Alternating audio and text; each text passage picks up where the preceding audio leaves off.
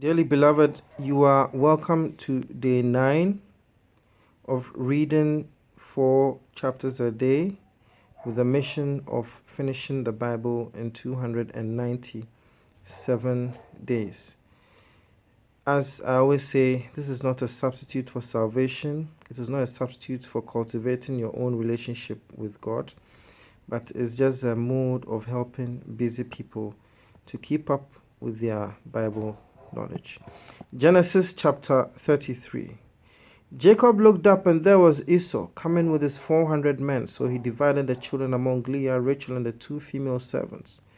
He put the female servants and their children in front, Leah and her children next, and Rachel and Joseph in the rear. He himself went on ahead and bowed down to the ground 7 times as he approached his brother. But Esau ran to meet Jacob and embraced him. He threw his arms around his neck and kissed him, and they wept. And Esau looked up and saw the women and children. "Who are these with you?" he asked. Jacob answered, "These are the children God has graciously given your servants." Then the female servants and their children approached and bowed down. Next, Leah and her children came and bowed down. Last of all came Joseph and Rachel, and they too bowed down. Esau asked, "What is the meaning of all these flocks and herds I met?" "To find favor in your eyes, my lord," he said. But Esau said, "I already have plenty, my brother. Keep what you have for yourself." "No, please," said Jacob. "If I found favor in your eyes, accept this gift from me. For to see your face is like seeing the face of God now that you have received me favorably. Please accept the present that was brought to you, for God has been gracious to me, and I have all I need." And because Jacob insisted, Esau accepted it. Then Esau said, "Let us be on our way, I'll accompany you." But Jacob said to him, "My Lord knows that the children are tender and that I must care for the ewes and calves that are nursing their young. If they are driven hard just one day, all the animals will die. So let my Lord go on ahead of his servant, while I move along slowly at the pace of the flocks and herds before me, and the pace of the children, until I come to my Lord in Seir." Esau said, "Then let me leave some of my men with you." "But why do that?" Jacob asked. "Let me find favor in the eyes of my Lord." So that day Esau started on his way back to Seir. Jacob, however, went to Succoth, where he built a place for himself and made shelters for his livestock. That is why the place is called Succoth. After Jacob came from Paddan Aram, he arrived safely at the city of Shechem in Canaan, and camped within sight of the city. For 100 pieces of silver he bought from the sons of Hamor, the father of Shechem, the plot of ground where he pitched his tent. There he set up an altar and called it El Elohe Israel. Genesis chapter 34. Now Dinah, the daughter Leah had borne to Jacob, went out to visit the women of the land. When Shechem, son of Hamor the Hivite, the ruler of that area, saw her, he took her and raped her. His heart was drawn to Dinah, daughter of Jacob. He loved the young woman and spoke tenderly to her. And Shechem said to his father Hamor, "Get me this girl as my wife." When Jacob heard that his daughter Dinah had been defiled, his sons were in the fields with his livestock, so he did nothing about it until they came home.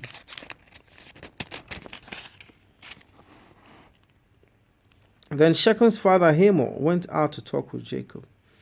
Meanwhile, Jacob's sons had come in from the fields as soon as they heard what had happened. They were shocked and furious because Shechem had done an outrageous thing in Israel by sleeping with Jacob's daughter, a thing that should not be done. But Hamor said to them, "My son Shechem has his heart set on your daughter.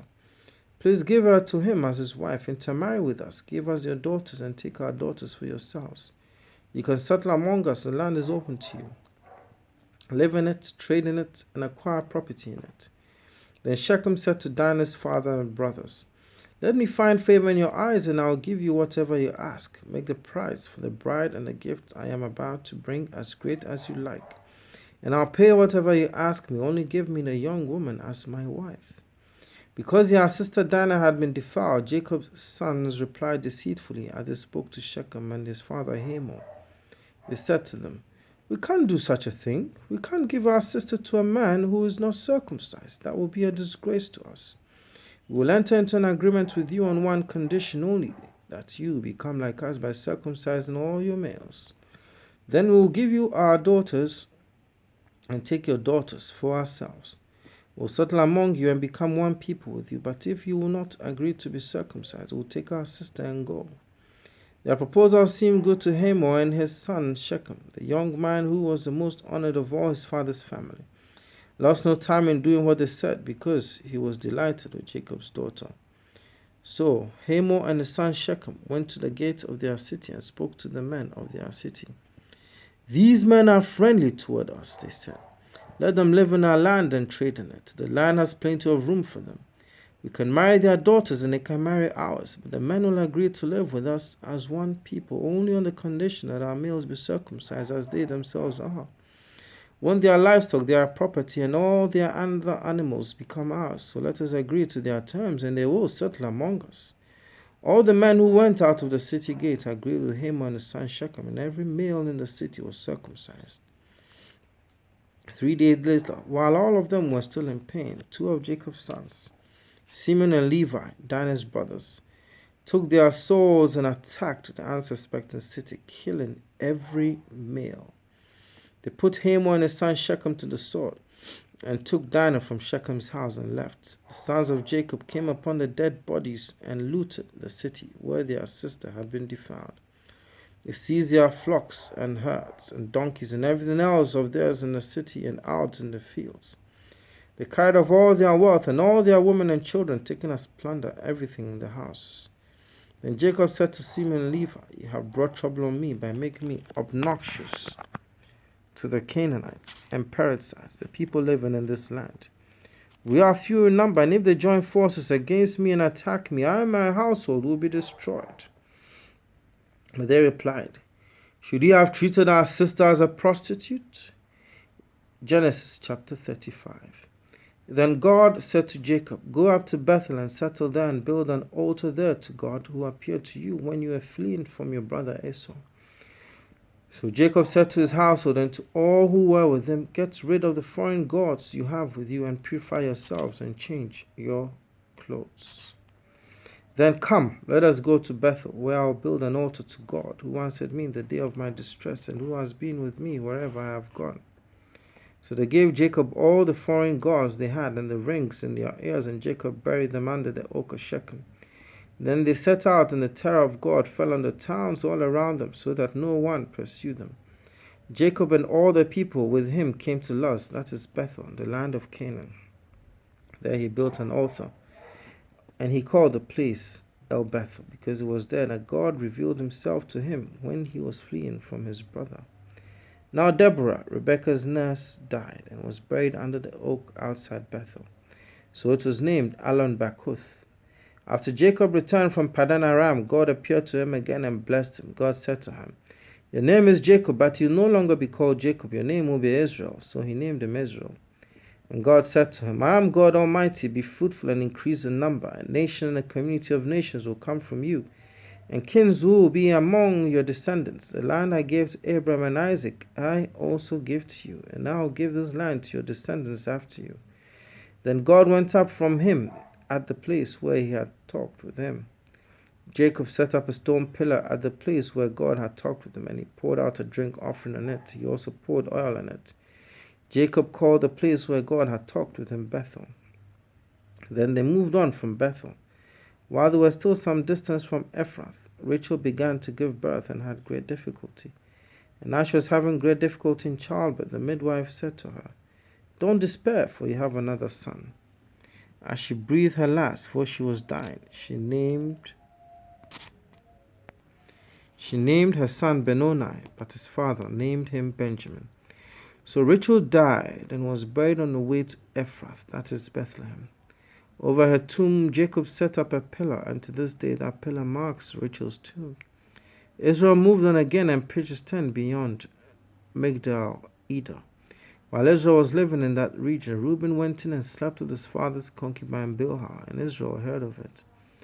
Jacob had 12 sons, the sons of Leah, Reuben the firstborn of Jacob, Simeon, Levi, Judah, Issachar, and Zebulun. The sons of Rachel, Joseph and Benjamin. The sons of Rachel's servant Bilhah, Dan and Naphtali. The sons of Leah's servant Zilpah, Gad and Asher.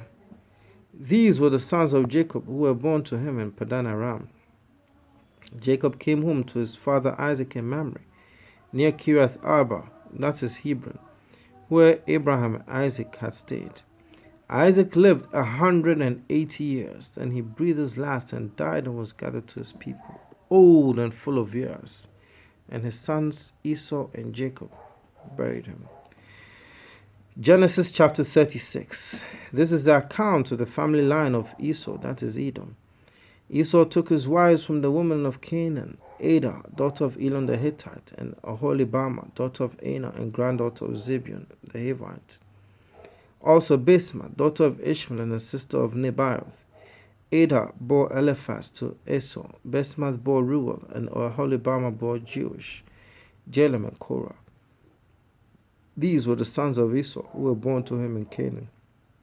Esau took his wives and sons and daughters and all the members of his household as well as his livestock and all his other animals and all the goods he had acquired in Canaan and moved to a land some distance from his brother Jacob.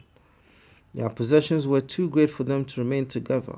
The land where they were staying could not support them both because of their livestock. So Esau, that is Edom, settled in the hill country of Seir. This is the account of the family line of Esau, the father of the Edomites in the hill country of Seir. These are the names of Esau's sons: Eliphaz, the son of Esau's wife, Adah, and Reuel, the son of Esau's wife Basemath. The sons of Eliphaz: Teman, Omar, Zepho, Gatam, and Kenaz.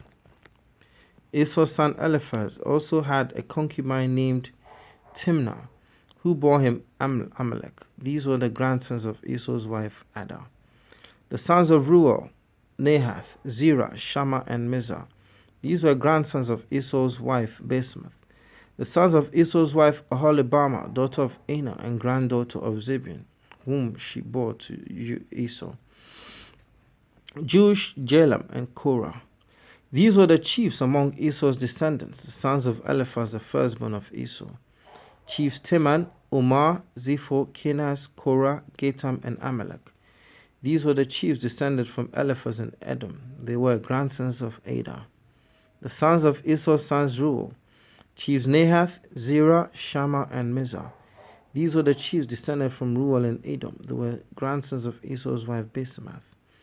The sons of Esau's wife Aholibamah: chiefs Jeush, Jalah, and Korah. These were the chiefs descended from Esau's wife Aholibamah, daughter of Anah. These were the sons of Esau, that is Edom, and these were their chiefs. These were the sons of Seir the Horite, who were living in the region: Lotan, Shobal, Zibeon, Anah, Dishan, Ezer, and Dishan. Their sons. These sons of Seir and Edom were Horite chiefs. The sons of Lotan: Hori and Homer. Timnah was Lotan's sister. The sons of Shobal: Alvan, Manahath, Ebal, Shepho, and Onam. The sons of Zibeon: Aya and Anah. This is the Anah who discovered the hot springs in the desert while he was grazing the donkeys of his father Zibeon. The descendants of Anah: Dishan and Aholibamah, daughter of Anah. The sons of Dishan: Hemdan, Ishban, Ithran, and Kiran.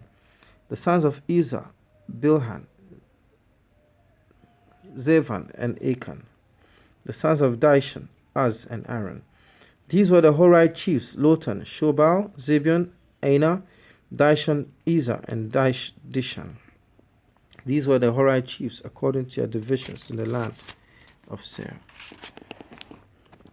These were the kings who reigned in Edom before any Israelite king reigned. The sons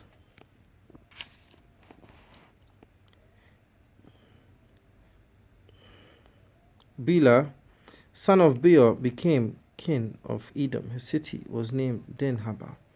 When Bela died, Jobab, son of Zerah from Bozrah, succeeded him as king. When Jobab died, Husham from the land of the Temanites succeeded him as king. When Husham died, Hadad, son of Beda, who defeated Midian in the country of Moab, succeeded him as king.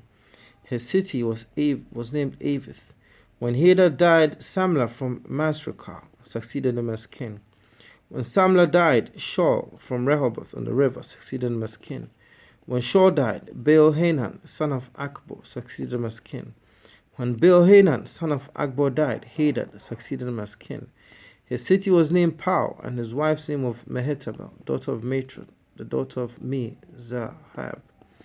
These were the chiefs descended from Esau by name according to their clans and regions: Timnah, Alvan, Jetheth, Oholibamah, Elah, Pinon, Kenas, Teman, Mibzar, Magdiel, and Iram.